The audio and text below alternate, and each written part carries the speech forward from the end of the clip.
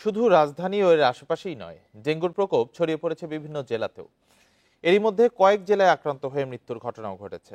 মশক নিধন কার্যক্রমে স্থবিরতা ও সচেতনতার অভাবে ডেঙ্গু তীব্র আকার ধারণ করেছে বলে জানিয়েছেন জনস্বাস্থ্য বিশেষজ্ঞরা।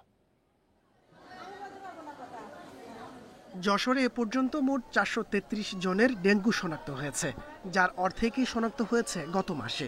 এ সময়ে আক্রান্ত হয়ে মারা গেছেন ২ জন। পরিস্থিতি উত্তরণে মশক নিধন কার্যক্রম শুরু করেছে জেলা প্রশাসন। ময়মনসিংহ মেডিকেল কলেজ হাসপাতালে চিকিৎসাধীন ২ রোগীর মৃত্যু হয়েছে। একই সময়ে নতুন ভর্তি হয়েছে ১৪ জন। আক্রান্ত রোগীর সংখ্যা বৃদ্ধি পাওয়ায় হাসপাতালে আইসোলেশন ওয়ার্ড চালু করা হয়েছে। ডাক্তার দেখানোর পরে আমার পজিটিভ আসার পরে আমি ভর্তি হই। ওরা টেস্ট করে দেখে ডেঙ্গু পজিটিভ, ওইখান থেকে এখানে আনা হয়েছে। এখান থেকে আনার পরে এখানে আমি আপাতত ভর্তি আছি।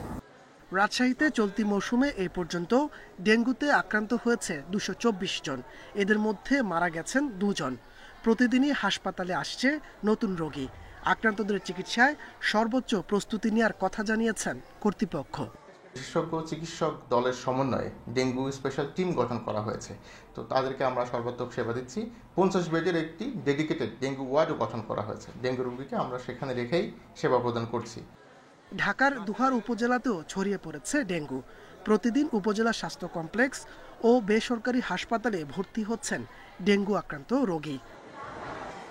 এদিকে ডেঙ্গু সহ মশাবাহিত রোগ প্রতিরোধে সমন্বিত কর্মসূচি পালন করছে মেহেরপুর পৌরসভা।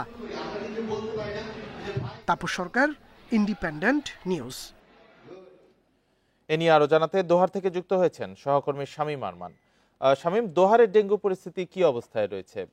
কর্তৃপক্ষ কিরকম প্রস্তুতি নিচ্ছে বা কিরকম কার্যক্রম রয়েছে তাদের, আর আসলে সেখানে বসবাসকারীরা কতটুকু সচেতন এই বিষয়ে?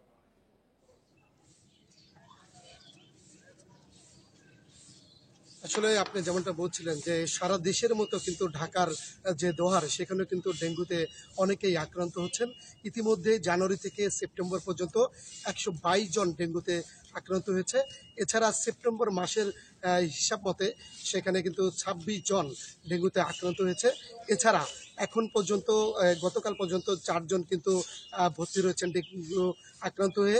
এবং ঢাকার দোহার উপজেলা স্বাস্থ্য কর্মকর্তা, স্বাস্থ্য পরিবার পরিকল্পনা কর্মকর্তা ডাক্তার মোহাম্মদ জসিম উদ্দিন, তার সাথে আমার কথা হয়েছে। তিনি আমাকে যেমনটা জানিয়েছেন, এ ব্যাপারে কিন্তু তারা সবসময় সচেতন।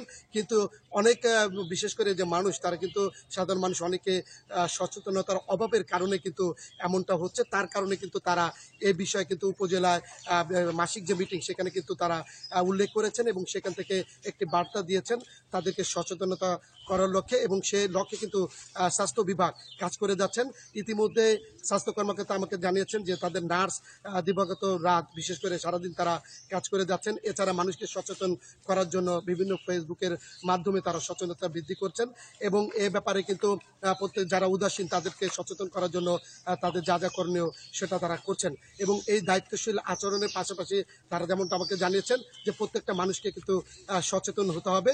এবং এ বিষয়ে কিন্তু উপজেলা স্বাস্থ্য বিভাগ কিন্তু জোরসোর কিন্তু তারা কাজ শুরু করেছেন। এবং আজকে কিছুক্ষণ আগেও আমি খবর নিয়েছি, সেখানে ৪ জন গতকাল পর্যন্ত যে ৪ জন ছিল তারাই ভর্তি রয়েছেন। ৯টার পর আবার কেউ আসে কিনা সেটা আপনাদেরকে জানাতে পারবো। তো ঢাকার দোহার উপজেলা স্বাস্থ্য কমপ্লেক্স থেকে ডেঙ্গুর সর্বশেষ খবর ছিল আমার কাছ থেকে। দোহার থেকে ডেঙ্গু পরিস্থিতি নিয়ে জানাচ্ছিলেন সহকর্মী শামীম আরমান।